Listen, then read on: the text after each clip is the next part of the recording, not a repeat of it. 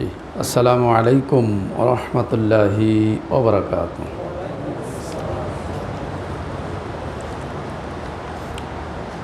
নাহমাদুহু ওয়া নাস্তাঈনুহু ওয়া নাস্তাগফিরুহু ওয়া নাউযু বিল্লাহি মিন শুরুরি আনফুসিনা ওয়া মিন সাইয়্যাতি আ'মালিনা।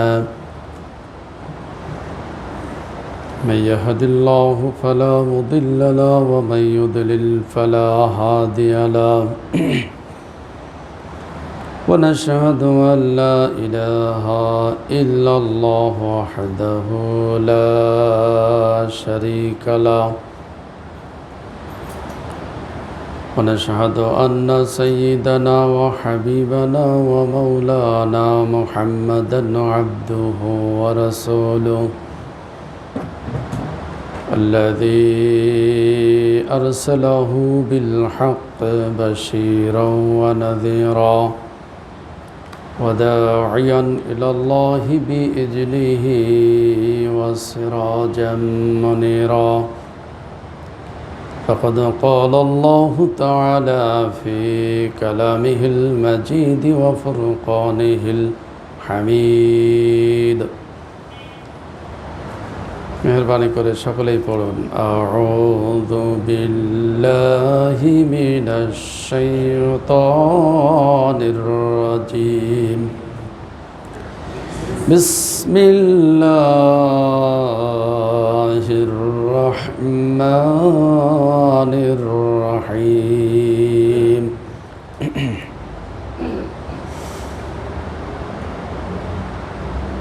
أفلا يتدبرون القرآن ولو كان من عند غير الله لوجدوا فيه اختلافا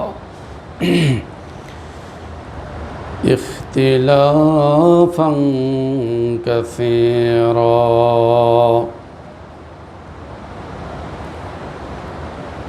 إلى آخر. صدق الله ورسوله. الحمد لله رب العالمين وسلام على المرسلين وسلام على محمد. সম্মানিত মুসল্লিয়ানে কেরাম, সম্মানিত সুধী মণ্ডলী, সকলকেই জানাই অন্তরের অন্তরস্থল থেকে সালাম। আসসালামু আলাইকুম ওয়া রাহমাতুল্লাহি ওয়া বারাকাতুহু। প্রথমেই মহান মনিবের দরবারে শুকরগুজার আদায় করছি, যার একান্ত করুণায়, যার অশেষ মেহেরবানিতে আমরা এখনও সুস্থ আছি, ভালো আছি। আল্লাহ পাক আমাদেরকে সুস্থ রেখেছেন, হায়াতুত তাইয়্যিবা দান করেছেন।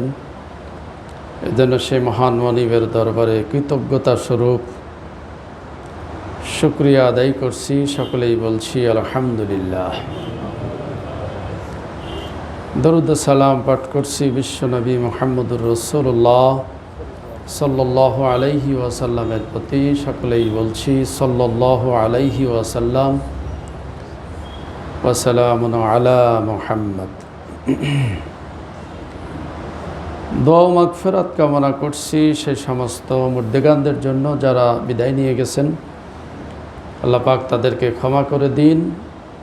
আমরা যারা এখনও জীবিত আছি, আল্লাহ পাক আমাদেরকে ঈমানের উপরে, আমলের উপরে অবিচল থাকার তৌফিক দান করুন। আমরা সকলেই বলছি আমিন। সম্মানিত উপস্থিতি, আমরা দীর্ঘদিন ধারাবাহিক আলোচনা শুনি নাই। আল্লাহ পাকের অশেষ মেহেরবানি। পরিবেশ যদিও আমাদের অনুকূলে নয়, তবে কিছুটা অনুকূলে বলা যায়। আমরা ধারাবাহিক আলোচনা আবারও শুরু করতে চাচ্ছি। আল্লাহ পাকের কাছে সাহায্য চেয়ে নিচ্ছি, যাতে তিনি আমাদেরকে কোরআনুল কারীম বোঝার, উপলব্ধি করার এবং সে অনুযায়ী আমাদের জীবনটি গঠন করার তৌফিক দান করেন। আমরা সকলেই বলছি আমিন। সম্মানিত উপস্থিতি, ইতিপূর্বে আমরা সূরাতুল ফাতিহা, সূরা আল বাকারা এবং সূরা আন-নিসা, আলে ইমরান আমরা শেষ করেছি। সূরা আন-নিসা থেকে আমরা 81তম আয়াত পর্যন্ত আমরা আলোচনা শুনেছিলাম। তারপর থেকে আজকে আলোচনা করব ইনশাআল্লাহ। আরও কিছু কথাও বলতে হবে, যেহেতু এই মাসটি আপনারা জানেন আগস্ট মাস, সে ব্যাপারেও কিছু কথা আছে, আমরা পরে বলবো ইনশাআল্লাহ। আর প্রথমে কোরআনুল কারীম থেকে কিছু কথা শুনব, আমাদের জীবন ঘনিষ্ঠ কিছু কথা। এরপরে আমরা আবার মুহররম মাস, সেদিকেও একটু খেয়াল রাখতে হবে। আলোচনা আমরা চেষ্টা করব সকল বিষয়ে কিছু টাচ দেওয়ার। আসুন বিতাড়িত মরদুদ শয়তান থেকে আল্লাহ পাকের নিকট আশ্রয় কামনা করছি। আবার উপরে নিচ্ছি, আউযু বিল্লাহি মিনাশ শাইতানির রাজীম, বিসমিল্লাহির রহমানির রহিম। বিতাড়িত মরদুদ শয়তান থেকে মহান আল্লাহ সুবহানাহু ওয়া তাআলার দরবারে আমরা আশ্রয় কামনা করছি। পরম করুণাময়, দয়ালু, অত্যন্ত মেহেরবান আল্লাহ পাকের নামে শুরু করছি। আফালা ইয়াতাদাব্বারুনাল কুরআন। আল্লাহ পাক বলছেন যে তারা কেন কোরআনুল কারীম নিয়ে তারা চিন্তা ফিকির করে না, কেন তারা এই কোরআন নিয়ে একটু গবেষণা করে না। ওয়ালাউ কানা মিন ইনদি গায়রিল্লাহি লাওয়াজাদু ফিহি ইখতিলাফান কাসীরা। যদি এই কোরআন আল্লাহ ছাড়া অন্যের পক্ষ থেকে আসতো, তাহলে এই কোরআনে পরস্পর অনেক অসঙ্গতি থাকতো, অনেক পরস্পর বিরোধী কথা থাকতো, ইখতিলাফি কথা, যেটা আমরা বলি মত পার্থক্য, অনেক মত পার্থক্য, অনেক ইখতিলাফি কথা থাকতো। এই কোরআনুল কারীম এসেছে আল্লাহর পক্ষ থেকে, যার কারণে আল্লাহ পাক চ্যালেঞ্জ দিয়ে বলছেন যে এটি এমন একটি কালাম যে এখানে কোনো সন্দেহের অবকাশ নেই। সূরা বাকারাতে আল্লাহ পাক বলেছেন, লা রাইবা ফি, এই কিতাবে কোনো ধরনের সন্দেহ সংশয়ের অবকাশ নেই। আর এখানে বললেন যে এটি আল্লাহ ছাড়া অন্যের পক্ষ থেকে যদি আসতো, তাহলে পরস্পর অনেক মত পার্থক্যপূর্ণ কথা থাকতো। যেহেতু এটি আমার পক্ষ থেকে এসেছে, এই কিতাবে কোনো ধরনের সন্দেহ সংশয় তো নাই, কোনো ইখতিলাফি কথাও নাই। আল্লাহ পাক এজন্য বলছেন যে তোমরা কেন এই কোরআন নিয়ে, এই মহিমান্বিত কিতাব, এই মহিমান্বিত কোরআনুল কারীম নিয়ে কেন তোমরা একটু চিন্তা করো না, গবেষণা করো না। তাহলে আল্লাহ পাক এই আয়াতের মাধ্যমে মেসেজ দিচ্ছেন যে কোরআনুল কারীমে কোনো ইখতিলাফি কথা নাই, কোনো মতবিরোধপূর্ণ কথা নাই। তাহলে আমরা বলতে পারি যে ইসলামে কোনো মতবিরোধ নাই, ইসলামে কোনো মতবিরোধ, যেখানে ইখতিলাফি কথা নাই, সেখানে মতবিরোধপূর্ণ কথা নাই, সেখানে মতবিরোধ থাকবে কেন? ঠিক না? তাহলে ইসলামে কোনো মতবিরোধপূর্ণ কথা থাকার কথা নয়, কোনো ধরনের মত পার্থক্যপূর্ণ বক্তব্য থাকার কথা নয়। কিন্তু এখন আছে না নাই?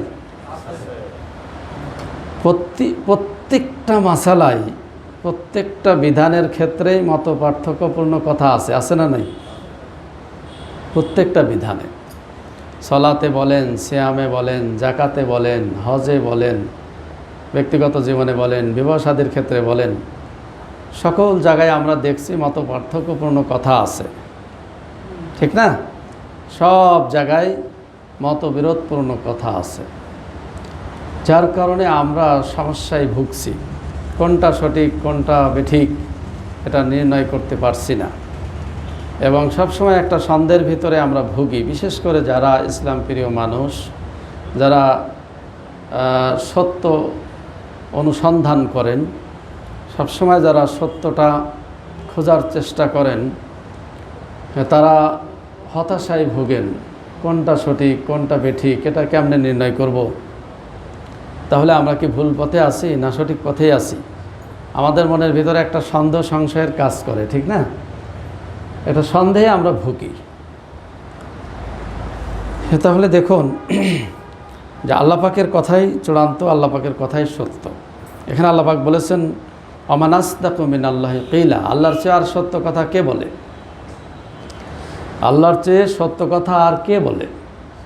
তাহলে আল্লাহ সবচেয়ে সত্য কথা বলেন। তো কোরআনুল কারিমে আল্লাহ পাক বলছেন যে এই কোরআনুল কারিমে কোনো মতবিরোধপূর্ণ কথা নাই, এটা আল্লাহ পাকের কথা, তাহলে এটা চূড়ান্ত সত্য কথা। তাহলে এখানে কোনো মত পার্থক্য নাই এবং ইসলামে কোনো মত পার্থক্য থাকবে না যদি আমরা এই কোরআনুল কারিমের দিকে ফিরে আসি, ঠিক না? কিন্তু কোরআনুল কারিমের তাফসির বলেন বা ব্যাখ্যা বলেন, এখানেও সমস্যা সৃষ্টি করেছে, এখানেও সমস্যা আছে না নাই? বিভিন্নভাবে সমস্যা ঢুকিয়ে দেওয়া হয়েছে। শানে নজুলে বলেন, শানে নজুলে মত পার্থক্য, হাজারো মত পার্থক্য আমরা দেখতে পাই। একটা আয়াতের যে শানে নজুল আমরা বলি যে এই প্রেক্ষাপটে আয়াতটি নাজিল হয়েছে, সেখানেও আমরা দেখতে পাই যে মত পার্থক্য, ঠিক না? একটা আয়াতের শানে নজুলেও মত পার্থক্য আছে, এক এক ধরনের বক্তব্য। এবং এই শানে নজুলের ভিতরে একটা বক্তব্যের ভিতরে কোরআনের হুকুমটাকে সীমাবদ্ধ করে দেওয়া হয়েছে। শানে নজুলের ভিতরে কোরআনুল কারিমের বক্তব্যটা কী করা হয়েছে? সীমাবদ্ধ করে ফেলা হয়েছে। এবং এক একজন এক এক মত দিয়েছে, এক একজন এক এক মত দিয়েছে, সে মতের ভিত্তিতে মতপার্থক্য সৃষ্টি হয়েছে। তাহলে আল্লাহ পাক বলছেন যে এই কোরআনুল কারিমে কোনো মতপার্থক্য নাই। তাহলে কথা কারটা সঠিক হবে? আল্লাহটাই সঠিক হবে, ঠিক কিনা বলেন? আচ্ছা, এখন বলি, দেখেন মতপার্থক্য শুরু হলো কখন? পার্থক্য তো আবু বকরের সময় শুরু হয়নি। আপনারা খুঁজে পাবেন মতপার্থক্য আবু বকরের সময় ছিল না, ওমরের সময়ও ছিল না। তাহলে আবু বকরের খেলাফত আমলে মতপার্থক্য পাওয়া যায় না। কোনো একটা বিষয়ে মতপার্থক্য হয়েছে, সেই মতপার্থক্যকে কেন্দ্র করে বিরাট মারামারি, রক্তক্ষয়ী সংঘর্ষ, এই ধরনের কোনো ঘটনা আবু বকরের সময় হয়েছে? বলেন, কোনো আয়াতের ব্যাখ্যা নিয়ে, কোনো আয়াত বোঝা নিয়ে, বুঝতে সমস্যা হচ্ছে, এই নিয়ে এক একজন এক এক ধরনের মতামত দিচ্ছে, এই নিয়ে বিরাট মতপার্থক্য আমরা দেখতে পাই না। আচ্ছা, ওমর রাদিয়াল্লাহু তাআলা আনহু 10 বছর খেলাফত চালিয়েছেন। এই 10 বছরের ভিতরে আমরা কি তেমন কোনো কোরআনুল কারিমের কোনো বক্তব্য নিয়ে মতপার্থক্য আপনারা দেখতে পান? মতপার্থক্য তো নাই। তো খোলাফায়ে রাশেদুন যে 4 খলিফা, আপনারা ওসমান বলেন, এরপরে আলী বলেন, এই 4 খলিফার আমলে আমরা কোরআনুল কারিমের বিধান নিয়ে, বক্তব্য নিয়ে মতপার্থক্য পাই না, দেখি না। এখন বলবেন যে ওসমানের সময় হত্যা, সেটা তো একটা রাজনৈতিক কারণে হত্যা হয়েছে, সেটা কোরআনুল কারিমের ব্যাখ্যা বিশ্লেষণ নিয়ে না। আলীর সময় যে দ্বন্দ্ব, আলী এবং মুয়াবিয়ার ভিতরে যে দ্বন্দ্ব, সে দ্বন্দ্ব হয়েছে রাষ্ট্র নিয়ে, সে দ্বন্দ্ব হয়েছে ক্ষমতা নিয়ে, ঠিক না? সে দ্বন্দ্বটা হয়েছে খেলাফত নিয়ে, কে ক্ষমতায় যাবে, কে ক্ষমতায় যাবে না, এই নিয়ে হলো সমস্যা। কিন্তু কোরআনুল কারিমের ব্যাখ্যা বিশ্লেষণ নিয়ে তেমন কি মতপার্থক্য ছিল? মতপার্থক্য ছিল না। তাহলে মতপার্থক্য আসলো, দেখেন মতপার্থক্য আসলো কখন? 200 বছর পরে। 200 বছর পরে মতপার্থক্য শুরু হলো। তাহলে কোরআনুল কারিম নাজিল হওয়ার 200 বছর পরে হাদিস সংকলন হয়েছে। 200 বছর পরে, কত বছর পরে? 200 বছর পরে হাদিস সংকলন হয়েছে। আপনারা দেখবেন যে হাদিস যে 86টা আমরা 6টা সহিহ বিশুদ্ধ হাদিস বলছি, এই 6টা হাদিসের যে সংকলক, ইমাম বুখারী, ইমাম মুসলিম, ইমাম তিরমিজি, ইমাম নাসাই, ইমাম আবু দাউদ, ঠিক না? এই 6 জন ইমাম, দেখেন তো, কেউ কি আরব, কেউ কি আরবের? আপনাদের কাছে আমার প্রশ্ন, আপনারা মাইন্ড করবেন না, ভুল বুঝবেন না। এই 6 জন যে বড় বড় প্রসিদ্ধ ইমাম, এরা কি কেউ আরাবিয়ান? কেউ কি মক্কা মদিনার লোক? আপনারা এখনই যে গুগল সার্চ দিয়ে দেখবেন যে 6 জনের কেউ মক্কা মদিনার লোক না। এই 6 জনের বাড়ি এরা অনারব। ইমাম বুখারীর বাড়ি বর্তমান উজবেকিস্তানে, ইমাম মুসলিমের বাড়ি ইরানে, ইমাম নাসাইয়ের বাড়ি আপনার সিজিস্তানে, এরপরে ইমাম তিরমিজির বাড়ি তার বাসাও হলো ইরানের খোরাসানে। এভাবে দেখা যাচ্ছে 6 জন ইমামের বাড়ি হলো অনারবেরা, এরা আরবের বাইরের লোক। তাহলে আপনাদের নিকট প্রশ্ন আমার, আচ্ছা বলেন তো, বাংলা ভাষায় যদি একজন ভালো সাহিত্যিক হতে হয়, বাংলা ভাষার পাণ্ডিত্য অর্জন করতে পারবে কি বাংলাদেশের লোক, পশ্চিমবঙ্গ, না পৃথিবীর অন্যান্য দেশের লোক? বলেন তো। নিঃসন্দেহে তাকে বাঙালি হওয়া লাগবে, ঠিক না? বাঙালি হওয়া লাগবে। মাইকেল মধুসূদন দত্ত আপনারা জানেন যে ইংরেজি কবিতা লিখে তিনি খ্যাতি অর্জন করতে চেয়েছিলেন, পেরেছিলেন? পারেননি, তিনি আবার ফিরে এসেছেন। আবার ফিরে আসেননি? তাহলে বোঝা যাচ্ছে যে মাতৃভূমি অর্থাৎ জন্ম থেকে যেই ভাষায় সে কথা বলা শিখেছে, যেই ভাষার উপরে সে জন্ম হয়েছে, নিঃসন্দেহে সেই ভাষার দখল তার বেশি থাকবে। পৃথিবীর যে কোনো দেশের লোক হোক না কেন, সে যদি বাংলা ভাষা শেখে, আমার আপনার চেয়ে কি বাংলা বেশি জানবে? বলেন, বেশি জানবে? আমরা তো আমরা সাধু ভাষা জানি, চলিত ভাষা জানি, কথ্য ভাষা জানি, আঞ্চলিক ভাষা জানি। যে কোনো জায়গার, বাংলাদেশের যে কোনো জায়গার লোক যদি কথা বলে আমরা বুঝতে পারবো না? বাংলা ভাষার দখল আমার বেশি। একজন চাইনিজ যদি বাংলা ভাষা শেখে, তাহলে সে একটা রূপ শিখবে, হয় সাধু ভাষা শিখবে না চলিত ভাষা শিখবে, এর বাইরে সে বলতে পারবে না। তবে আমরা যারা ইংরেজি শিখি, আমরাও একটা রূপ শিখি, ঠিক না? একাধিক শেখা আমাদের জন্য কঠিন। তাহলে আমি যেটা বলতে চাচ্ছি যে যারা দেখেন বড় বড় মুহাদ্দিস, কেউ কিন্তু আরাবিয়ান না, এরা আরবের লোক না, এরা সব আরবের বাইরের লোক। কিভাবে এরা খ্যাতি অর্জন করলেন? মক্কা মদিনার লোক নাই। মক্কা যেখানে কোরআন নাজিল হয়েছে, মদিনা যেখানে কোরআন নাজিল হলো, আল্লাহ রসুল যেখানে মদিনাতে, সেখানে বড় বড় মুহাদ্দিস নাই, বড় বড় মুফাসসির নাই। এজন্য কিছু এর ভিতরে সমস্যা আছে না নাই? কিছু সমস্যা আছে। এই বিষয়গুলো আপনাদের কাছে প্রশ্ন রাখলাম, আপনারা চিন্তা করবেন।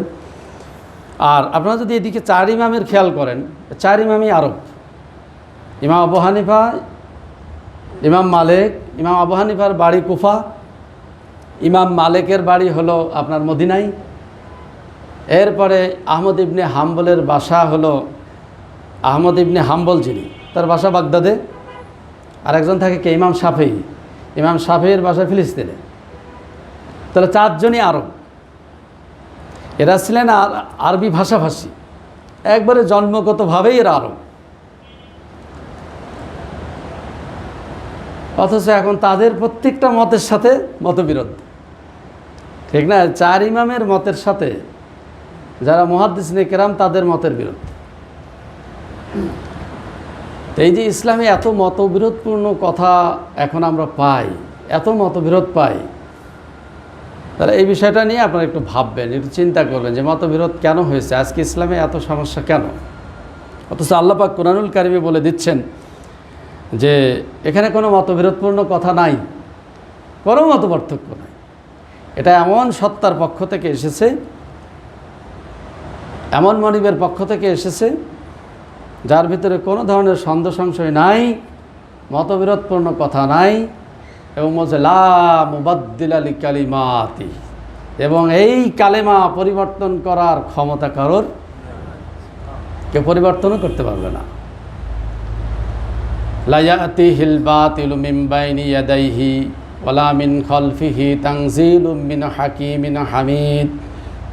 আল্লাহ পাক বলছেন এটি এমন রবের পক্ষ থেকে এসেছে, এমন একজন সত্তার পক্ষ থেকে এসেছে, এটি এমন একটা বাণী যার সামনে থেকে পিছন থেকে এর ভিতরে কোনো কালেমা ঢোকাতে কেউ পারবে না। সুবহানাল্লাহ বলবেন না? আল্লাহ নিজে এটাকে প্রোটেকশন দিচ্ছেন, আল্লাহ নিজেই দায়িত্ব নিয়েছেন। ইন্না নাহনু নাজ্জালনা যিকরা ওয়া ইন্না লাহু লাহাফিজুন। এই কিতাব আমি নাজিল করেছি এবং দায়িত্ব আমি নিয়েছি। এটা সংরক্ষণ করবেন কে? পৃথিবীতে একটা হাফেজ যদি না থাকে তাও কোরআন থাকবে, থাকবে কিনা বলুন? দায়িত্ব নিয়েছেন কে? দায়িত্ব তো আল্লাহ নিয়েছেন, যার কারণে এটা অবিকৃত অক্ষত অবস্থায় আছে এবং কিয়ামত পর্যন্ত থাকবে। এর ভিতরে কোনো ধরনের ভুল ঢোকাতে কেউ পারবে না। তো এখন আমরা এই কোরআনুল কারীম ছেড়ে দেওয়ার কারণেই আমাদের এত সমস্যা, ঠিক না? এত মতপার্থক্য, এত দ্বন্দ্ব, এত সমস্যা, আমরা হতাশায় ভুগছি। আজকে দেখেন মুসলিমদের ভিতরে হাজারো দল, হাজারো মত, হাজারো মতপার্থক্য আছে না নাই? তা আমরা তো মতপার্থক্য নিয়েই ব্যস্ত আছি, আমরা এই মত দ্বন্দ্ব নিয়েই ব্যস্ত আছি। তা আমরা কাজ করব কখন? কাজ করার সময়ই তো পাচ্ছি না, ঠিক না? কাজ করার সময়ই হচ্ছে না। হাত বুকে বাঁধা না নাভির নিচে বাঁধা, এই নিয়ে তো আমরা গবেষণা করে যাচ্ছি, এই নিয়ে তো আমাদের গবেষণা শেষ হচ্ছে না। কিন্তু এই নিয়ে গবেষণা করে জাতির কী কল্যাণ হবে বলেন আপনারা? জাতির কী কল্যাণ হবে? এই মানবতার কী কল্যাণ হবে? হাত বুকে বাঁধা না নাভির নিচে বাঁধা নিয়ে? দাড়ি ছোট রাখতে হবে না বড় রাখতে হবে, এই নিয়ে আমাদের গবেষণা, এত গবেষণা হয়েছে। তা গবেষণা আপনার মানে যদি সেগুলো এক জায়গায় করা হয়, ট্র্যাক লাগবে শুধু ট্র্যাক বহন করতে, এই কিতাব বহন করতে, এত গবেষণা হয়েছে। আচ্ছা, এই গবেষণায় জাতির কী কল্যাণ, পৃথিবীর কী কল্যাণ হবে আমাকে বোঝান আপনি, ঠিক না? তাহলে অযথা আমরা গবেষণা করে সময় নষ্ট করছি, এবং এখনও, আগে করেছে, এখনও করছে, ঠিক না? এখনও করছে। অথচ আল্লাহ পাক ওইসব বিষয় নিয়ে গবেষণা করতে বলেননি, গবেষণা করতে বলেছেন কোরআনুল কারীম নিয়ে। তাহলে কোরআনুল কারীমের আয়াত হলো বাইয়িনুন, আল্লাহ পাক বলেছেন এটা সুস্পষ্ট আয়াত, এটা হলো সুস্পষ্ট বাইয়িন। তাহলে এখানে কোনো বক্রতা নাই, লা ইওয়াজা ফি, এই কোরআনুল কারীমের ভিতর কোনো বক্রতা নেই, এর কোনো বিধানে বক্রতা নাই। এমন না যে আপনাকে বুঝতে আমেরিকায় যাওয়া লাগবে, এর একটা আয়াত বুঝতে আপনাকে সারা পৃথিবী পাড়ি দিতে হবে, এই ধরনের আয়াত আল্লাহ নাজিল করেননি। এই জন্য তিনি বলছেন ওয়ালাকাদ ইয়াসসারনাল কুরআন লিয-যিকর ফাহাল মিন মুদ্দাক্কির। আল্লাহ পাক বলছেন আমি কোরআন বোঝার জন্য সহজ করেছি, কেউ আসো কি কোরআন বুঝবে? তার মানে যে কোরআন বোঝার জন্য চেষ্টা করবে সে কি বুঝতে পারবে। এত সহজ করে আল্লাহ পাক নাজিল করেছেন, এর বিধানগুলো এত সহজ, একবার পরিষ্কার করে বলা আছে সব। এখন আমরা জটিল করেছি, ঠিক না? আমরা জটিল করেছি। আপনি যদি জাকাতের মাসালায় ঢোকেন তা আপনি মানে সাগরে ভাসবেন, সাগরে ভাসবেন জাকাতের মাসালায় যদি ঢোকেন। আমি অসত্য বলছি না, আপনারা দেখবেন ফিকহের কিতাবে জাকাতের মাসলা মাসাইল নিয়ে যদি আপনারা চিন্তা করেন তা আপনারা হতাশায় ভুগবেন। কেউ বলছে সোনার জাকাত দিতে হবে, কেউ বলছে দিতে হবে না, যাবেন কোথায়? ঠিক না? এক শ্রেণীর ওলামারা বলছে, তারাও তো ওলামা, যে সোনার জাকাত দিতে 7.5 ভরি না হলে সোনার জাকাত দিতে হবে না। আবার এক শ্রেণীর লোক বলছে যে যদি 52 তোলা রূপার পরিমাণ অর্থ থাকে তাহলে আপনার জাকাত দিতে হবে, সোনা রূপা যাই থাকুক সব জাকাত দিতে হবে। এই যে এখন সমাধান হচ্ছে না, সমাধান পাচ্ছেন না, এটা কে সমাধান দিবে? উভয়ই তো আলেম, টিভির পর্দায় বসে উভয় শ্রেণীর আলেমই বলছে এই কথা, ঠিক না? তখন সমাধান খুঁজতে হলে আমাদেরকে এখানেই যাওয়া লাগবে। কোরআনুল কারীমের কাছে আসলেই সমাধান খুব সহজ, খুব সহজ। কিন্তু আমরা তো ওই যে বললাম না, ছোটোখাটো বিষয় নিয়ে গবেষণা করতে করতে চলে গেছে, মূল রাস্তা হারিয়ে অন্যদিকে চলে গেছে, মূল রাস্তায় আর এখন নাই। আল্লাহ পাক এই কোরআনুল কারীম নিয়ে গবেষণা করতে বলেছেন। কোরআনুল কারীমের 4টি আয়াতে পরিষ্কার করে বলেছেন আফালা ইয়াতাদাব্বারুনাল কুরআন আম আলা কুলুবিন আকফালুহা। সূরা মুহাম্মদে বলছেন কেন তোমরা কোরআন নিয়ে গবেষণা করো না? তোমরা কি তোমাদের অন্তরে তালা লাগানো? অন্তরে কি তালা লাগানো? কোরআন নিয়ে গবেষণা করো না? তাহলে এটা ধিক্কার, আল্লাহ ধিক্কার দিচ্ছেন, তিরস্কার করছে। কি হয়েছে তোমাদের? কেন কোরআন নিয়ে তোমরা চিন্তা করো না? তাহলে আমরা কোরআন বাদ দিয়ে অন্য কিছু নিয়ে চিন্তা করছি, ঠিক কিনা বলুন? অন্য কিছু নিয়ে চিন্তা করছি। তাহলে আজকে এই যে সূরা নেসার 82 নম্বর আয়াতে পরিষ্কার হলো যে আমাদেরকে চিন্তা করতে হবে কোরআনুল কারীম নিয়ে। কী নিয়ে চিন্তা করতে হবে? কোরআনুল কারীম নিয়ে চিন্তা করতে হবে। এটা নিয়েই আপনারা একটু চিন্তা করবেন, একটু ভাববেন, অবসর টাইমে একটু চিন্তা করবেন। এর বিধানগুলো একটু আয়ত্ত করে সেগুলো বাস্তবে আনার চাই। এর ভিতরে মুক্তি, এছাড়া মুক্তি হবে না। এর ভিতরেই মুক্তি, এর ভিতরেই নাজাত। তাহলে আমাদের কাজ হবে, 1 নম্বর কাজ হবে যে কোরআনুল কারিম নিয়ে আমাদের চিন্তা করা, গবেষণা করা, আমাদের কর্মজীবন ঠিক করা। আমাদের কর্মজীবন ঠিক করতে হবে কি দিয়ে? আপনি ফাজাইলের কিতাব পড়ছেন, পড়েন, আমি না করব না, যেহেতু যারা ইসলামের কাজ করছে সবাই কিছু না কিছু তো ভালো কাজ করছে, যার কারণে তাদের তিরস্কার করা বা তাদের বিরোধিতা করা এ নীতি পরিহার করেছি। যারা যেভাবে কাজ করছে ইসলামের করুক, আমরা উৎসাহিত করব, অনুৎসাহিত আর করব না। কিন্তু শর্ত হলো আমাদের জীবনটা কোরআনুল কারিম দিয়ে মিলিয়ে নিতে হবে। আমাদের কর্মসূচি হবে কি? কোরআনুল কারিম। আমাদের সিলেবাস কোরআনুল কারিম। আপনার ব্যক্তিগত জীবন আপনি কোরআন দিয়ে মিলিয়ে নেবেন, আপনার পারিবারিক জীবনটা কোরআন দিয়ে মিলিয়ে নেবেন। এরপরে আপনি যে রাজনীতি করেন সে রাজনীতিটাও কোরআন দিয়ে মিলিয়ে নেন। এবার ব্যবসা বাণিজ্য করেন, ব্যবসা বাণিজ্যটাও কোরআন দিয়ে আপনাকে মিলিয়ে নিতে হবে।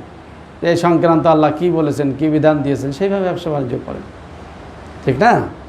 তাহলে আমাদের সিলেবাস কি? কোরআনুল কারিম সিলেবাস। হ্যাঁ, কোরআনুল কারিম বোঝার জন্য এখন আপনি অন্য কিছু পড়তে পারেন। আপনার সাহিত্য পড়ার দরকার আছে, ইতিহাস পড়ার দরকার, জিওগ্রাফি পড়ার দরকার, ম্যাথমেটিক্সও জানতে হবে। এখানে ম্যাথমেটিক্সের কথাও আছে। চন্দ্র মাসের হিসাব, আরবি মাসের হিসাব করতে হলে জানতে হবে। জাকাতের হিসাব করতে লাগবে না? হিসাবের কথা তো আল্লাহ পাক বলেছেন, তাহলে আপনাকে ম্যাথমেটিক্স জানতে হবে। অ্যাস্ট্রোনমি জানতে হবে। এখন উপরে কি আছে না আছে আমি কিছুই জানি না, অন্ধকারে আছি। এই জন্য আপনাকে কোরআন বোঝার জন্য জ্ঞান বিজ্ঞানের যত দিক ও বিভাগ আছে আমরা তার সহযোগিতা নেব। কী নেব?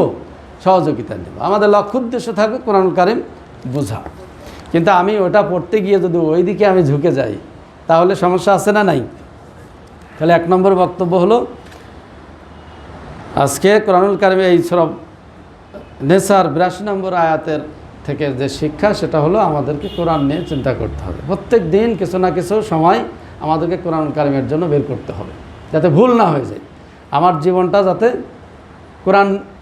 কোরআনের বিপরীত না হয়ে যায়। এজন্য আমাকে যেহেতু গাইড বুক আমাকে প্রতিদিন দেখতে হবে। যিনি লয়ার তিনি কিন্তু প্রতিদিনই কিছু না কিছু লয়ের বই দেখেন না? বই দেখেন। যিনি ম্যাথমেটিক্সের টিচার প্রতিদিনই কিছু না কিছু তার সূত্রগুলো দেখতে হয়, অঙ্কগুলো একটু দেখতে হয়। যিনি কেমিস্ট্রি পড়ান তিনি দেখেন না, প্রতিদিন তার বইটা একটু দেখা লাগে। ছাত্রদেরকে পড়াতে হলে তাকে একটু রিভিশন দিতে হয়, তাকে মোতালা করতে হয়। তদ্রূপ আপনি মনে করেন যে এটা আমার জীবনের জন্য একটা সাবজেক্ট। এই কোরআনুল কারিম আপনাকে প্রতিদিনই কিছু না কিছু পড়তে হবে, যেহেতু এটা জ্ঞানে পরিপূর্ণ। এটা সোর্স অফ নলেজ বলা হয়েছে, জ্ঞানের উৎস। এত বিষয়ে আলোচনা করা হয়েছে যে আল্লাহ পাক বলছেন মা ফাররাতনা ফিল কিতাবি মিন শাই, কোনো কিছু বাদ দেওয়া হয়নি। এতগুলো বিষয় আয়ত্ত করে রাখতে হলে একটু সময় লাগবে না? একটু সময় লাগবে তো। এটা তো ধারাবাহিক ইতিহাস না, এটা একেবারে ধারাবাহিক জিওগ্রাফির কথা বলা হয়নি। যার কারণে এখানে সকল বিষয়ের অবতারণা করা হয়েছে, যেন আপনাকে পড়তে হবে। প্রতিদিন কিছু না কিছু সময় বের করে এই কোরআনের জন্য দিতে হবে। আমি তার আগেও বলেছি যে আপনাদেরকে 8 টাইম পড়তে হবে। 8 টাইম মানে আমরা 6 ওয়াক্ত সলাতে 6 বার আমরা কোরআন পড়বো বুঝে বুঝে, আর গভীর রাত্রে আর ফজরের পরে। গভীর রাত্রে আর ফজরের পরে ফাতাহাজ্জাত বিহি নাফিলাতাল্লাহ। আল্লাহ পাক বলছেন যে কী করো? রাত্রি জাগরণ করো, ফাতাহাজ্জাত, তাহাজ্জুদ করো। বিহি, এই বিহি কি? এই বিহি হলো কোরআনুল কারিম নিয়ে, কোরআনুল কারিম সহ রাত্রি যাপন করো। তাহাজ্জাদা ইয়া তাহাজ্জাদ মানে রাত্রি জাগরণ করা, রাত্রে জাগা। তাহলে ফাতাহাজ্জাত বিহি আল্লাহ পাক এখানে নির্দেশ দিচ্ছেন, সিগাতুল আমর ব্যবহার করেছেন। এই বিহি দ্বারা কোরআন নিয়ে তোমরা কি করো? রাত্রি জাগরণ করো। আর এটা কি করা হয়েছে? নাফিলাতাল্লাহ, এটা তোমাদের জন্য বলেন আপনারা, এর আগেও আপনাদেরকে বলেছে। নাফিলাতাল্লাহ এটা অতিরিক্ত কর্ম নয়, এটা অতিরিক্ত কর্ম নয়, এটা বিশেষ কর্ম। এটা বিশেষ কর্ম, তোমাদের জন্য বিশেষ কাজ। তাহলে নফলের অর্থ একটা হলো অতিরিক্ত, আর একটা বিশেষ কর্ম, আর একটা হলো বিশেষ অনুগ্রহ। বিশেষ কি? অনুগ্রহ। যেমন আল্লাহ পাক ইব্রাহিম আলাইহিস সালামকে অনুগ্রহ করলেন, বিশেষ একটা উপহার দিলেন। ইয়াকুব উপহার দিলেন কি? ওই ইয়াকুবকে দেওয়ার পর ওখানে বলা হয়েছে যে এটা নাফিলাতাল্লাহ, এটা তোমার জন্য কি নফল, এটা তোমার জন্য নাফেলা, মানে একটা বিশেষ উপহার তোমাকে দেওয়া হলো। তার মানে ইয়াকুব আলাইসাল্লামকে আল্লাহ ইব্রাহিম আলাইসাল্লামকে ইয়াকুব আলাইসাল্লামকে এটা অতিরিক্ত হিসেবে দিলেন। বলেন এখানে যদি অতিরিক্ত অর্থ করা হয় তাহলে ভুল হবে না? ইব্রাহিম আলাইসাল্লামকে অপমান করা হবে না? যে অতিরিক্ত হিসেবে ইয়াকুব আলাইসাল্লামকে অপমান করা হবে না? যে অতিরিক্ত সন্তান, আমরা বলি না অতিরিক্ত, এ হলো ওটাকে কি বলবেন আপনারা, ওই যে দত্তক নেওয়া সন্তান। দত্তক নেওয়া সন্তান, যেমন কিছুদিন আগে রাজশাহীতে মাওলানা মুবারক করিম, খুব ভালো আলেম ছিলেন উনি, মেশক আলেম, এবং দরগা মসজিদে 40 বছর একটানা ইমাম ছিলেন, রাজশাহী শাহ মখদুম দরগা মসজিদের। তা আল্লাহ ওনাকে সন্তান দেননি, ওনার একটা পালক পুত্র ছিল, পালক পুত্র। মারা যখন গেলেন রাজশাহী মাদ্রাসা মাঠে তার জানাজা হলো। আপনাদের পরিচিত একজন আলেম, বললে আপনারা বুঝে ফেলবেন, কিন্তু সেখানে বক্তৃতা দিতে গিয়ে এমন একটা কথা বলে ফেললেন, এই ছেলেটা বলছে যে ওনার তো কোনো সন্তান নাই, এটা হলো ওনার পালক পুত্র। হাজার হাজার মানুষের ভিতরে এই ঘোষণাটা দিয়ে ফেললেন। আমি তাকিয়ে দেখলাম, যে আমি সাথে সাথে আফসোস করলাম, হা কী হলো এটা, এই ছেলেটাকে এতগুলো মানুষের ভিতরে অপমান করে ফেলা হলো, ডুবিয়ে ফেলা হলো, তার মুখটা কালো হয়ে গেল, মলিন হয়ে গেল। আমি এই জন্য বলছি যে মানুষ আসলে প্রজ্ঞার কত অভাব, ঠিক না? প্রজ্ঞার কত অভাব। এই মানুষটাকে দেখেন সারা জীবনের জন্য রাজশাহীবাসীর নিকটে এই ছেলেটা কী হলো, কলঙ্কিত হলো এবং ছোট হয়ে গেল। এখন আমরা দেখলেই তাকে তো ও এটা মুবারক করিমের দত্তক পুত্র। তাহলে দত্তক পুত্র মানে কি? এটা কি সম্মানের না অসম্মানের? বলেন তো আপনারা, এটা কি সম্মানের না অসম্মানের? বিশেষ করে যে দত্তক হয় তার জন্য কি অসম্মানের না? তাহলে ইব্রাহিম আলাইসাল্লামকে দান করলেন নফল হিসাবে, অতিরিক্ত হিসাবে দিলেন ইয়াকুব আলাইসাল্লামকে।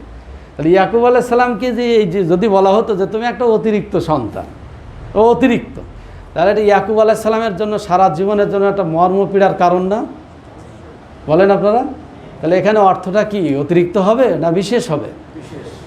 বিশেষ উপহার। আল্লাহ পাক বললেন যে ইব্রাহিম তোমাকে একটা বিশেষ উপহার দেওয়া হলো, আমার পক্ষ থেকে একটা বিশেষ গিফট তোমাকে দান করলাম। তাহলে আল্লাহ পাক সলাতুত তাহাজ্জুদ যেটা বলছি আমরা, এই রাতের সলাত, আল্লাহ পাক বললেন যে কি নাফিলাতাল্লাহ, এটা তোমাদের জন্য কি নফল, বলেই তো সর্বনাশ, আমরা বাদ দিয়ে দিয়েছি, এটা সাবজেক্ট থেকে বাদ, সলাতুত তাহাজ্জুদ বাদ। আরে 13টি আয়াত কোরআনুল কারিমে আছে, 13টি আয়াত এই সলাতুত তাহাজ্জুদের ব্যাপারে, রাতের কিয়ামুল লাইলের ব্যাপারে 13টি আয়াত রয়েছে। আপনি বাদ দিবেন? আল্লাহ 13টি আয়াত বললেন, বাদ দিলে আপনি একটু চিন্তা করবেন যে আমার কী হচ্ছে। একটা ফরজ ইবাদত যদি কেউ বাদ দেয় জেনে শুনে, তাহলে তার ঈমান থাকবে? বলেন আপনারা, থাকবে? এই জন্য আপনারা ভাববেন, একটু চিন্তা করুন। আমি বারবার এই কথাটা বলি যাতে আমল নষ্ট না হয় আমাদের, এই জন্য আমি বলি আমল যাতে নষ্ট না হয়। জেনে শুনে যদি একটা কোনো আমল, আল্লাহ নির্দেশিত আমল বাদ দেওয়া হয় তাহলে ঈমান থাকবে না। তাহলে যে কথা বলছিলাম যে আল্লাহ পাক কী বললেন, যে 8 টাইমে তোমাকে কোরআনুল কারিম তেলাওয়াত করতে হবে। এটি আল্লাহ পাক আমাদের জন্য বাধ্যতামূলক করেছেন। তাহলে 6 ওয়াক্ত সালাতে আমরা পড়ব, আর রাতের বেলা কি গভীর রাত্রে কোরআন নিয়ে ঘুম থেকে উঠে, ঘুম যখন ভাঙবে গভীর রাত্রে উঠে কোরআন নিয়ে একটু নিরিবিলি একটু আপনাকে চিন্তা করতে হবে। অকুরআন আল ফাজর, আর ফজরের কোরআন। তাহলে ফজরের সালাতের পরে আমরা জানি যে 2 দল ফেরেশতা কি হয়, এটা 2 দল ফেরেশতা মুখোমুখি হয়। একদল ফেরেশতা বিদায় নিয়ে যান, আর একদল ফেরেশতা আল্লাহর পক্ষ থেকে আসেন। তাহলে এই টাইমে যাতে আপনি কোরআনে মশগুল থাকেন, এই জন্য বলা হয়েছে ফজরের সালাতের পরে কোরআন তেলাওয়াত করা। তাহলে আমরা করবো ইনশাল্লাহ, করবো তো? জি, আল্লাহ পাক আমাদের সকলকে তৌফিক দান করুন, আমিন। আচ্ছা, এই আয়াতে আর বেশি কথা বলি না, এর আগে অনেক কথা বলেছি। এর পরের আয়াতে আমরা যাই। ওয়াইজা জাহুম আমরুম মিনাল আমনে আবিল খৌফে আজাউ বিহি। এরপর আল্লাহ পাক বলছেন যে দেখো, যখন জাআহুম তারা তোমার নিকট আসে, আমরুন মিনাল আমনে, আমরুন মানে কোনো বিষয় নিয়ে যখন তারা তোমার নিকট আসে, মিনাল আমনে নিরাপত্তার, শান্তির, আবিল খৌফে অথবা ভয়ের, আজাউ বিহি তখন তারা কি করে, সেটা প্রচার করে, সেটা ব্যাপক হারে প্রচার করে, অপপ্রচার করে। ওয়ালাউ রুদ্দুহু ইলা রসুলি ওয়াইলা উলিল আমরি, আল্লাহ পাক বলছেন যদি তারা রসুলের নিকট যদি এটা ফিরিয়ে দিত, ওয়াইলা উলিল আমরি মিনহু, আর তাদের ভিতর থেকে যদি যারা উলিল আমর তাদের নিকট যদি এই কথাগুলো ফিরিয়ে দিত, লা আলিমাহুল্লাযীনা ইয়াস্তামবিতুনাহু মিনহুম, তাহলে তারা অবশ্যই জেনে নিত যারা ইস্তেমবাদ করতে পারে, তার মানে যারা তথ্য অনুসন্ধান করে, যারা তথ্য অনুসন্ধান করে, যারা অত্যন্ত জ্ঞানী, গভীর জ্ঞানের অধিকারী, তারা এটাকে যাচাই বাছাই করতে পারত।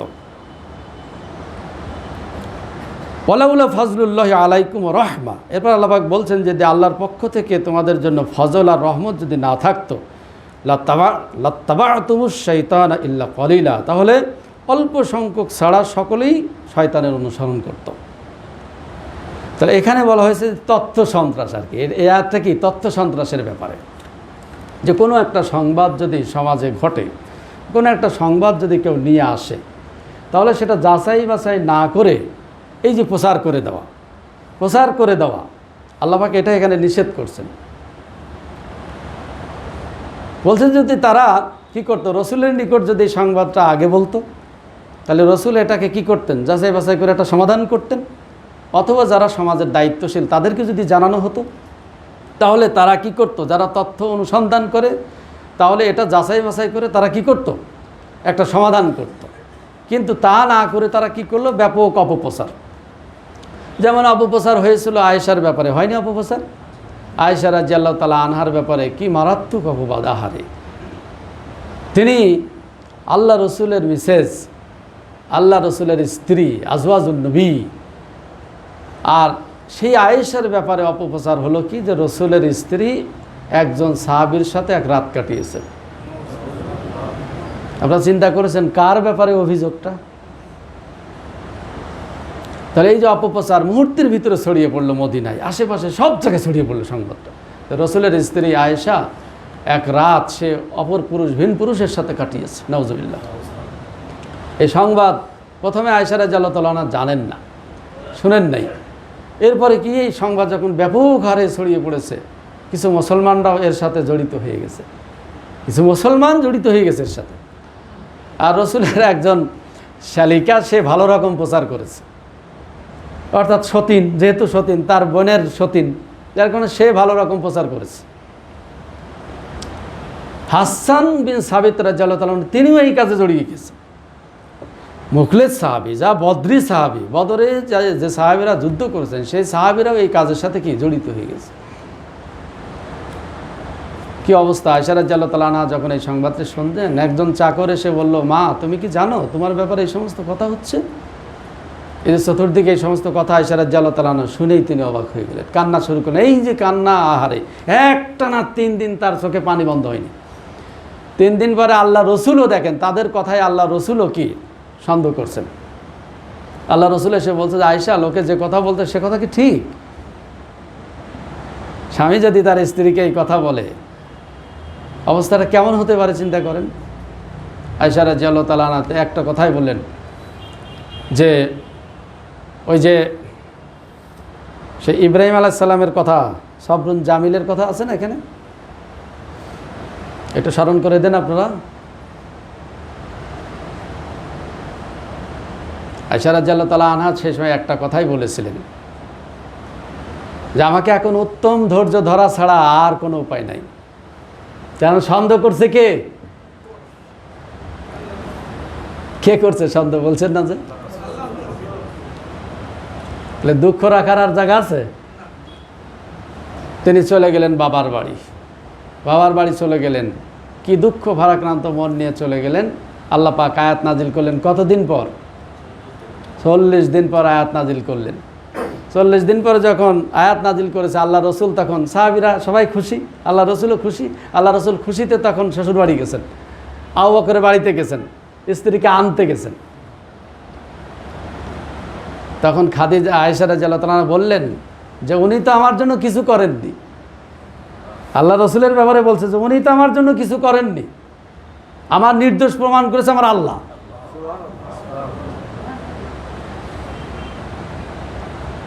তাহলে আমি যে কথা বোঝাতে চাচ্ছি আপনাদেরকে, এখানে রসুল দেখেন, আল্লাহ পাক রসুলকে মৃদু তিরস্কার করেছেন, এবং মৃদু না, শক্ত। এরপরে যদি এই কর্ম করে, এই কর্মকাণ্ড যদি সাহাবীরা এবং আল্লাহ রসুল যদি করে, কঠিন আযাব তাদেরকে পাকড়াও করবে। এটা কি মৃদু তিরস্কার? বলেন তো, এটা মৃদু তিরস্কার না কঠিন ধিক্কার এবং কঠিন হুঁশিয়ার? সাবধান হয়ে গেলেন সাহাবীরা, আর কখনো এই কাজ করেননি তারা। যে একটা মানুষের ব্যাপারে তোমরা যাচাই বাছাই করলে না, রসুলের একটা স্ত্রী আর একটা সাহাবী তার সাথে সামান্য একটু সময়ের ভিতরে অপকর্ম করে ফেললো, এ কথা তোমরা বিশ্বাস করলে? তোমাদের কি আকল নাই, দেমাগ নাই? তোমরা একটু দেমাগ খাটালে না যে এই কাজটা মানুষ করতে পারে, রসুলের স্ত্রী হয়ে এই কর্ম করতে পারে?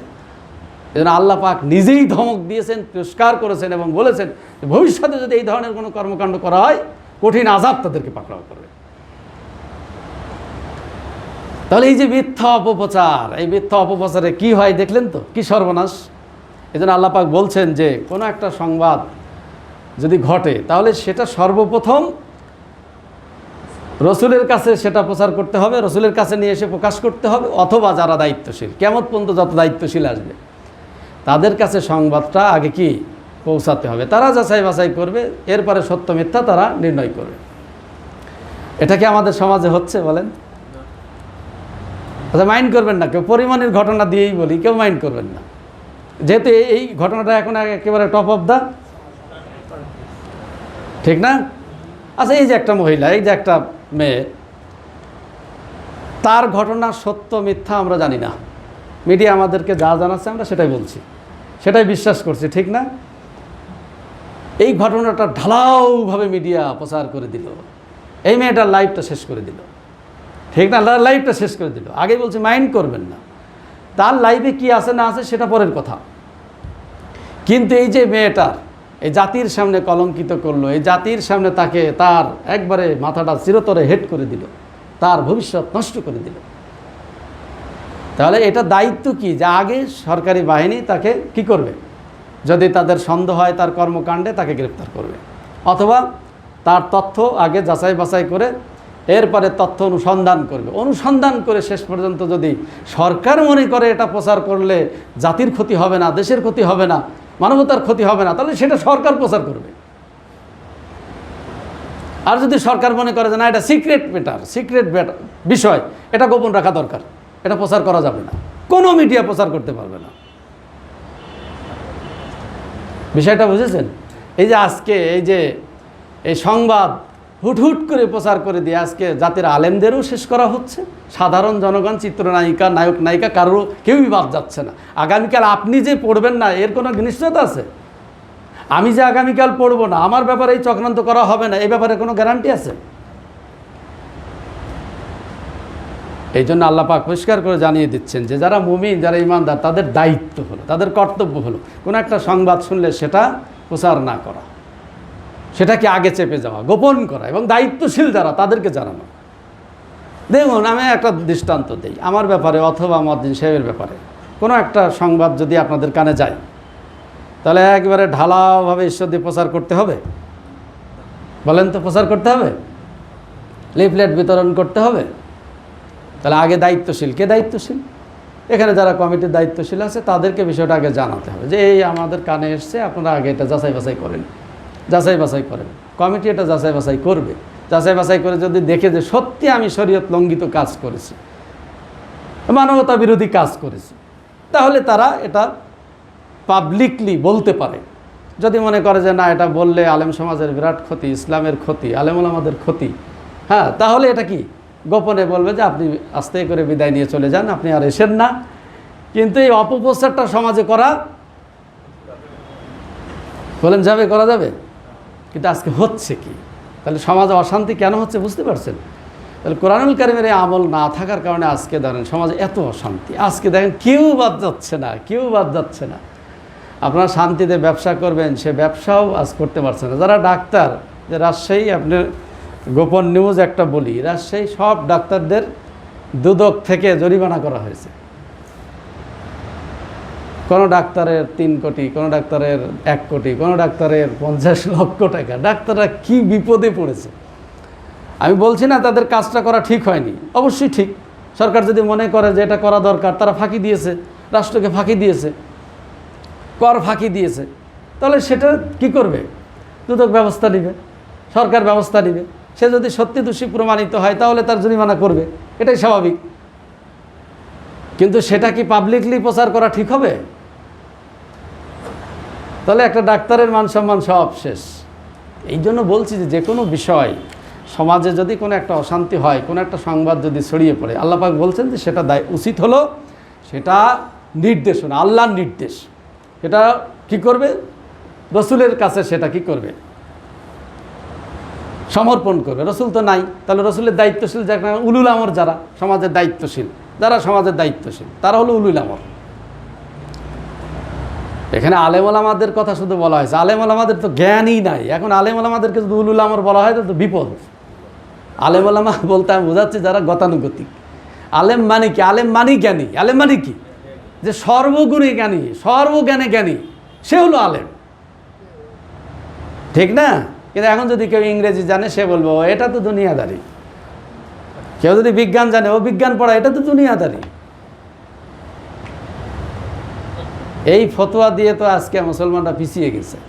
এক সময় নাকি ব্রিটিশ পিরিয়ডে ব্রিটিশের পরে রাগে ক্ষোভে এই ফতোয়া দিয়েছিল, আর ইংরেজি শেখা যাবে না, হারাম।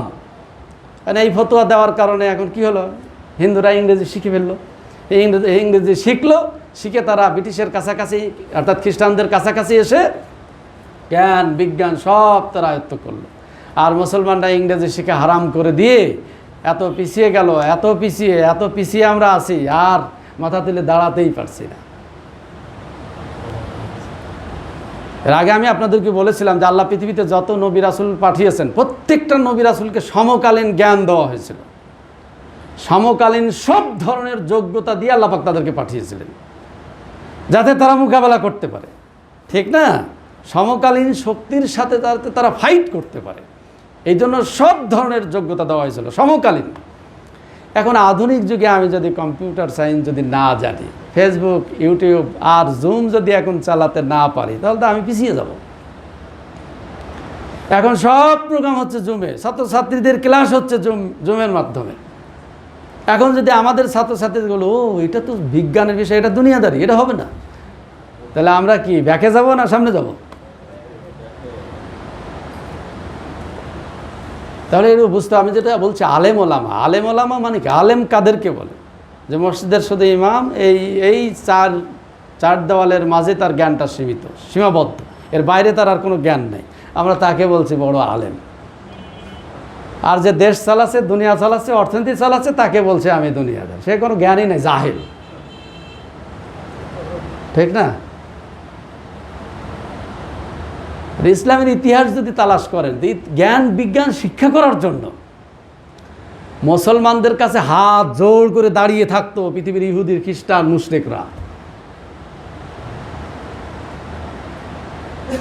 জ্ঞান বিজ্ঞান শিক্ষা করার জন্য। আর সেই জ্ঞান বিজ্ঞান শিখতে এখন আমাদের বিলাতে যেতে হয়, আমেরিকায় অক্সফোর্ডে যেতে হয়, বিভিন্ন জায়গাতে যেতে হচ্ছে জ্ঞান বিজ্ঞান শিখতে, ঠিক না? তাহলে মুসলমানরা কোন জায়গায় গেছে এখন চিন্তা করেন। তো যাই হোক, তো এই জন্য আলেম জ্ঞানী ব্যক্তিদের নিকট এটা বলতে হবে। সমাজের দ্বারা দায়িত্বশীল তারাই তো জ্ঞানী।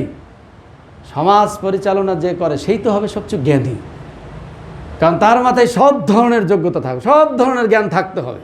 কারণ যে সমাজ পরিচালনা করবে তাকে সর্বজ্ঞানে গুণান্বিত হতে হবে, সর্বজ্ঞানে জ্ঞানী হতে হবে। তাছাড়া তো সমাজ পরিচালনা সে করতে পারবে না, ভুল হয়ে যাবে, পদে পদে সে হোঁচট খাবে, ভুল হয়ে যাবে, ঠিক না? এখন তো তাই হচ্ছে, জ্ঞানী ব্যক্তিরা সমাজের নেতৃত্বে আসছে না। কারণ আগামী দিনে দেখবেন, আপনারা মাইন্ড করবেন না, আগামী দিনে আর কোনো জ্ঞানী নেতা আসবে না আমাদের এই দেশে, বিশেষ করে। কারণ হলো জ্ঞানী যারা ভালো ছাত্র, মেধাবী ছাত্র, তারা আর নেতৃত্ব নিতে চাচ্ছে না, তারা রাজনীতিতে আসছে না। কারণ তারা জানে আমি নেতৃত্বে আসলে আমি গুম হওয়ার সম্ভাবনা আছে, আমি এটা করতে গেলে আমার জীবন নিয়ে টানাটানি হতে পারে, আমি হয়রানির শিকার হব, অযথা খামোখাই করতে যাবো কেন, দরকার নাই, ঠিক না? তাহলে সব বাটপারগুলো আসছে, যে মারামারি করতে পারে, যে দা কুড়াল বেশি চালাতে পারে, সে আসছে এখন রাজনীতিতে। যার কারণে কি মেধাবী আর রাজনৈতিক নেতা আসবে না মনে হচ্ছে না। আল্লাহ মাফ করুক, ভবিষ্যতে আমরা দোয়া করি যাতে অবস্থার পরিবর্তনে আবার ভালো নেতৃত্ব আসে। তাহলে যে কথা বলতে চাচ্ছি যে সমাজে নেতারা যদি সর্বগুণে গুণান্বিত না হয় তাহলে সমাজ থাকবে না, নষ্ট হয়ে যাবে। সমাজ কি হবে? নষ্ট হবে। তাহলে আলেম যারা জ্ঞানী, যারা সমাজের জ্ঞানী ব্যক্তি, তাদের নিকট সংবাদটা পৌঁছাতে হবে। এই জন্য ভুল করবেন না কখনো। বাড়ির যে গার্জিয়ান জানে, যারা জ্ঞানী মানুষ দেখবেন যে ছেলে মেয়ের ভুল করলে তাকে মারধর করে না, রাস্তাঘাটে মারধর করে না, তারা বাবার কাছে যেয়ে নালিশ দেয় যে তোমার ছেলে কিন্তু এই সমস্যা, ঠিক না? বাবার কাছে নালিশ দেয়। বাবা তখন তার ছেলে তথ্য অনুসন্ধান করে শাসন করে। আর বাবা যদি ছেলেকে উস্কানি দেয়, যে 1 লাঠি খেলে 2 লাঠি মারবি, ঠিক না? তাহলে কি অবস্থা হবে বলেন? সমাজে তখন লাঠালাঠি হবে। তাই হচ্ছে। তাহলে এই যে আল্লাহ পাকের কথা আসলে কত বাস্তব, এই কথাগুলো সমাজে না থাকার কারণে আজকে সমস্যা আছে না নাই? সমস্যা আছে। তাহলে 2 নম্বর শিক্ষায় আয়াত থেকে হলো যে কোনো ঘটনা সমাজে ঘটলে আপনারা অপপ্রচার করবেন না, কখনোই এটা প্রচার করবেন না, ঢেকে আগে চেপে যাবেন। যারা দায়িত্বশীলদেরকে বলতে হবে, যারা জ্ঞানী, অত্যন্ত জ্ঞানী, চক্ষুষ্মান, তাদেরকে এটা বিবেচনা করার জন্য দরকার হয় কমিটি গঠন করে। এখন কমিটি গঠন করে না, 3 সদস্য বিশিষ্ট 5 সদস্য বিশিষ্ট কি কমিটি গঠন করে জানো? ওটার নাম কি? তদন্ত কমিটি। এই তদন্ত কমিটি করতে হবে, এই তদন্ত কমিটি। আর তদন্ততে যারা থাকে তারা যদি আবার বদমাইশ হয় তাহলে তো সব শেষ, ঠিক না? এই জন্য তদন্ত কমিটি, আপনারা ভালো তদন্ত কমিটি করবেন। তদন্ত কমিটি যাতে ভালো হয়, আবার টাকা খেয়ে তদন্ত সব উল্টাপাল্টা হয়ে গেলে সব শেষ হয়ে যাবে। তো যাই হোক, আমরা এই বিষয়টা খেয়াল করব, আমরা সমাজ জীবনে এটা বাস্তবায়ন করব। দেখবেন সমাজে অশান্তি দূর হয়ে যাবে, অশান্তি দূর হয়ে যাবে। এই একটা বিধান যদি আমাদের সমাজে বাস্তবায়ন হয়, অপপ্রচার হবে না, মানুষের মান সম্মান নিয়ে টানাটানি হবে না। আজকে কিন্তু আমরা দারুণভাবে শঙ্কিত এবং হতাশাগ্রস্ত। আজকে কেউ কিন্তু বাদ যাচ্ছে না। আমরা যাদেরকে বিশ্বাস করি, জাতির আলেম ওলামা, তাদেরও সমস্যা আছে না নাই? তাদেরও সমস্যা হচ্ছে, এবং তারা কোথায় গেছে এখন আপনারা জানেন। এই জন্য আলেম ওলামাকে চৌকুশ না হলে, ওই যে বললাম রাজনৈতিক নেতা যারা, তারা যদি চৌকুশ না হয় তো সর্বনাশ হবে, ঠিক না? সর্বনাশ হবে। দায়িত্বশীলরা যদি চৌকুশ না হয় তাহলে ওই ধরনেরই হবে। তো যাই হোক, এই বিষয়টা অবশ্যই খেয়াল রাখবেন। এরপর আল্লাহ পাক কি বলছেন? ওয়ালাউলা ফাজলুল্লাহি আলাইকুম ওয়া রাহমাতুহু লাত্তাবা'তুমুশ শাইতানা ইল্লা কলিলা। আল্লাহ পাক বলছেন, যদি তার অনুগ্রহ দয়া যদি না থাকতো তাহলে পৃথিবীর মানুষ খুব অল্প সংখ্যক ছাড়া অধিকাংশ মানুষ সব শয়তানের অনুসরণ করত। তাহলে এই যে আজকে আমরা দেখেন মসজিদে এসেছি জুমার সালাত আদায় করতে, আমরা আল্লাহর বিধান পালন করতে এসেছি, এটা কার দয়া? তাহলে বোঝা যাচ্ছে আল্লাহর দয়া ছাড়া ভালো কাজ করা সম্ভব না। আপনি নিজের ইচ্ছায় ভালো কাজ করতে পারবেন না, নিজের ইচ্ছায় ভালো কাজ করা যায় না যদি আল্লাহর দয়া না থাকে। আর নিজের চেষ্টা থাকতে হবে, আর দয়া থাকতে হবে কার? তাহলে বোঝা যাচ্ছে আমরা যে সমস্ত ভালো কাজ করি, যে ভালো পথে আছি, কল্যাণের পথে আছি, এটা কার জন্য আছি? এই জন্য শুকরিয়া আদায় করতে হবে কার? আলহামদুলিল্লাহ রব্বিল, সদা সর্বদা আল্লাহর প্রশংসা আদায় করতে হবে। তিনি যদি আমাদের দয়া না করেন, করুণা না করেন, তাহলে আমরা বাঁচতে পারবো না। এরপরে দেখেন আল্লাহ পাক আরেকটা আয়াতে বলছেন, আমি আরও বেশ কিছু কথা বলতে চেয়েছিলাম, সামনে আর আগানো যাচ্ছে না। এই 2টি আয়াতের পরেই আলোচনা থাক। এখন একটু কথা বলি। সম্মানিত ভাইয়েরা, মহরম মাস আপনারা জানেন যে মহরম মাসের ঐতিহাসিক তাৎপর্য আমরা ইতিপূর্বে বহু শুনেছি। আদম আলাইহিস সালাম থেকে শুরু করে একবারে আল্লাহ রসুল পর্যন্ত এই ঘটনা আমরা জানি। এরপরে এই দিনে পৃথিবীর সূত্রপাত হয়েছে, আবার এই দিনে কিয়ামত হবে, এই সমস্ত কথাগুলো আমরা জানি। যদিও এগুলো কোরআন দ্বারা প্রমাণিত নয়, সেখানে কিছু কম বেশি আছে। কথা কি আছে? কিছু কম বেশি আছে, কিছু রং লাগানো আছে। তবে কোরআন দ্বারা যেটা প্রমাণিত সেটা হলো যে এই দিনে আল্লাহ পাক মুসা আলাইহিস সালামকে সেই কওমে ফেরাউনের কবল থেকে আল্লাহ পাক তাকে মুক্তি দিয়েছিলেন। আল্লাহ পাক মুক্তি দিয়েছিলেন এবং ইসরায়েলদেরকে আল্লাহ পাক কী করেছিলেন? নাজাত দিয়েছিলেন। যার কারণে মুসা আলাইহিস সালাম শুকরাতান স্বরূপ তিনি আল্লাহর কৃতজ্ঞতা জ্ঞাপন করেছিলেন, শুকরিয়া আদায় করেছিলেন। সে কথাগুলো কোরআনুল কারিমে আছে। তাহলে বোঝা যাচ্ছে যে এই দিনের গুরুত্ব আছে না নাই? আমরা যদিও বলি যে কারবালার ঘটনা, এটা তো অনেক পরের ঘটনা, এটা কোনো শরীয়তের বিষয় নয়। কারবালার ইতিহাস আলোচনা করা বা এই দিনের এই দিন অনুসরণ করে পিটাপিটি করা, চাপড়ানো, কপাল চাপড়ানো, বুক চাপড়ানো, হাই হাসান, হাই হোসেন, এগুলো কিন্তু একটাও শরীয়তের বিষয় না। এটা কোনো ইসলামের বিষয়, এগুলো অনেক পরের ঘটনা। এর সাথে এই আশুরার কোনো সম্পর্ক নাই। হ্যাঁ, ওই দিনে ভাগ্যক্রমে বা দুর্ভাগ্যক্রমে ঘটনাটা ঘটে গেছে নাকি, ওই দিনে ঘটনাটা ঘটে গেছে। আমরা ভালোবাসি, ইমাম হোসেনকে ভালোবাসি, ইমাম হাসানকে ভালোবাসি, তার মানে কি এটি যে আমাদেরকে আল্লাহ রসুলের চেয়ে ভালোবাসতে হবে, রসুলের চেয়ে বেশি ভালোবাসতে হবে? আচ্ছা বলেন তো, রসুলকে ভালোবাসতে গিয়ে আপনার পিঠ কাটা, বুক চাপড়ানো, কপাল চাপড়ানো অনুমতি আছে? বলেন, আছে কোথাও? তাহলে রসুলের চেয়ে বেশি ভালোবাসা কি ইমাম হাসানকে বাসা যাবে, ইমাম হোসেনকে বাসা যাবে? তাহলে যারা এই কর্মকাণ্ডগুলো করছে, এটাকে ঠিক করছে না বেঠিক করছে? এটা ঠিক নয়, এটা ঠিক নয়।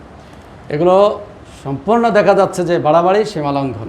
এই সীমালঙ্ঘন, বাড়াবাড়িকে আল্লাহ পছন্দ করেন না। হ্যাঁ, আমরা এই দিনে ঘটনা ঘটেছিল, আমরা দোয়া করি ইমাম হোসেন তার সপরিবারে, তিনি সপরিবারে সব সেই দিন শাহাদত বরণ করেছিলেন।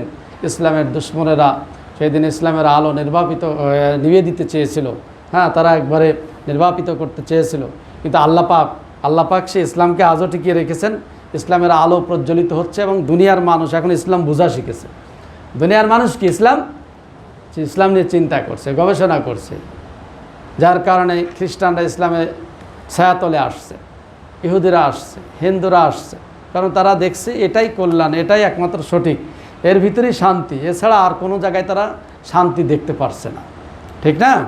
এই জন্য আমরা দোয়া করি আল্লাহ পাক তাদেরকে শাহাদাতের মর্যাদা নসিব করে দিন, জান্নাতুল ফেরদাউসের সর্বোচ্চ মাকাম আল্লাহ পাক তাদেরকে দান করুন। আমরা সকলেই বলছি আমিন। এই দিনের আলাদা কোনো আমল আছে কি? আলাদা কোনো আমল সেইভাবে কোরআনুল কারিমে পাওয়া যায় না। তবে আপনারা নফল ইবাদত বন্দেগী করলে সমস্যা নেই, করবেন, নফল ইবাদত বন্দি করবেন। সেখানে সিয়াম পালন করার কথা আছে এবং সিয়াম পালন করে। আরাবিয়ানরা তো আমরা মদিনাতে সেই সময় সম্ভবত ছিলাম, হজের সময় পড়ে গেছিলো, 10 দিনই দেখেছি যে তারা সিয়াম পালন করেছে। তো আপনারা সিয়াম পালন করতে পারেন, নফল হবে, এটা বাধ্যতামূলক না। আপনারা নফল ইবাদত বন্দিকে তাসবিহ তাহলিল এটা করতেই পারেন, ঠিক না? এটা ম্যান্ডেটরি নয়, এটা বাধ্যতামূলক নাই। বাধ্যতামূলক মনে করলে এটা কী হবে? বেদাত হবে। তাহলে এই কাজগুলো করবেন। আর আপনারা জানেন যে এই মাসে আমাদের বিশেষ করে বঙ্গবন্ধু শেখ মুজিবুর রহমান সহ তার পরিবারের সবাই, বলা যায় সবাই, তারা শাহাদত বরণ করেছিলেন। আমরা তাদের জন্য দোয়া করব, আল্লাহ পাক যাতে শাহাদতের মর্যাদা নসিব করে দেন। আসলে দেখেন, নেতৃত্ব এমন একটা জিনিস, এই যে বললাম না যে নেতৃত্ব, সঠিক নেতৃত্ব আর আসছে না।